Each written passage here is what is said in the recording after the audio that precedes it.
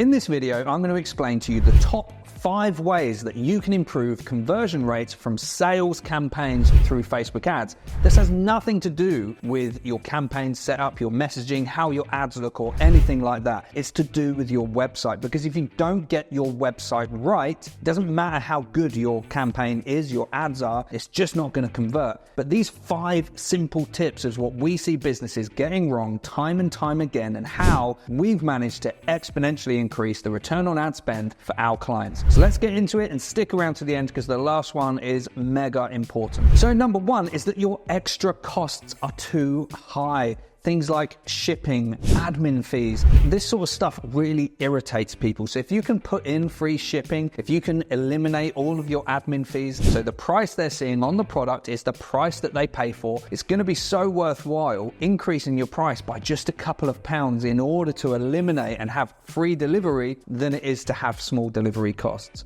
I can't emphasize enough the difference that this will make if you exclude all of those extra costs. So make sure that's done. Okay, number 2 is that an account is required. We've all had that experience where we go onto our website, we want to buy our stuff, we click the basket, we click pay for products, and it says set up an account. And then we have to go through all these steps, verifying the account, going into our email, ask for all this detail, all these inside leg measurements and all this rubbish that you don't need. It might be that you want people to set up an account because you want to then be able to email market to people, etc. However, all you have to do is give people the opportunity to have a guest checkout, and it's as simple as that. Just eliminate the need, have a simple and clear button for people to transact as a guest. It will, I guarantee, increase your conversion rates. Okay, number 3 is that your delivery is too slow. If people want your product, but your delivery is going to take 3 to 5 weeks, 6 weeks, etc., that might be just enough to cause them to bounce away and have a look at your competitors. Because if you're roughly price competitive with your competitors, but their delivery time is quicker than your delivery time, they're going to win that sale, not you. So you have to sort those delivery times out. Okay, number 4 is that your website seems untrustworthy. We've all been onto those websites that take a long time to load. Page speed can be a massive factor. We had this with a client that was getting about a 10x ROAS, but the return on ad spend from those campaigns was largely from returning customers, not from new customers. And we were trying to determine why new customers weren't hanging around to actually transact on the website. And it was because they had a page load speed of 5 seconds, and it's just too long. That page load speed needs to be under 1 second for people to trust it to be able to go through and use it.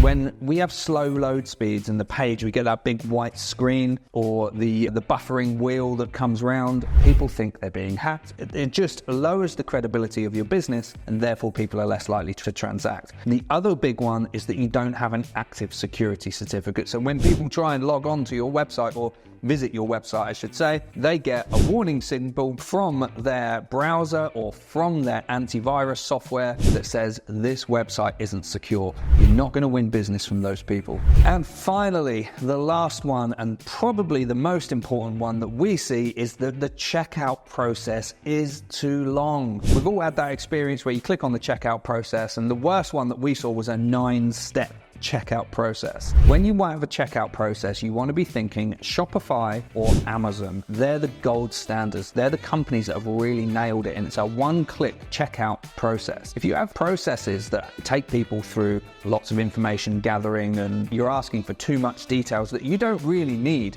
you need to know, how do people pay their money? Where do they send the products to? That's really the basics of what you need. There might be some other stuff around email marketing that you want to factor in there. But if your checkout process is clunky and too long, then you're going to have problems with conversion rates. And again, we've had this with clients where we look at their ratio of add to carts to initiate checkouts to the amount of purchases. And really, from add to cart to purchase, you want to be looking at about 1 in 8. If you've got 1 in 8, you're doing good. If you've got 1 in 5, you're doing exceptional. If you're over 1 in 10, you've got some work to do. Naturally, that will fluctuate. It depends on the product that you're selling. If you're selling really high value products, you can expect that to be a bit of a less of a conversion rate. If you're selling cheaper products, under £50 or $50, then you can expect it to be a little bit better. But generally speaking, you need to be aware of what your ratios are for conversion rates, and you need to be tweaking with your process to see if you can improve that. There are, of course, other factors that will influence that conversion rate, which is going to be around your audience, targeting, your messaging, etc. But think Amazon, think Shopify. The fewer steps that you can have in your checkout process, the more sales, the more return on ad spend you're going to get. So I hope that was really useful for you. I guarantee you, if you implement those 5 things, you'll increase your return on ad spend, your return on investment from your Facebook ads. It's actually nothing to do with your Facebook ads. People seem to obsess about, the tactics and the offers and everything else that they're doing on the Facebook ads platform. The reality is, if your website's no good, you're not going to make those sales anyway. So get those things implemented. Don't forget to like and subscribe, and we'll see you next time.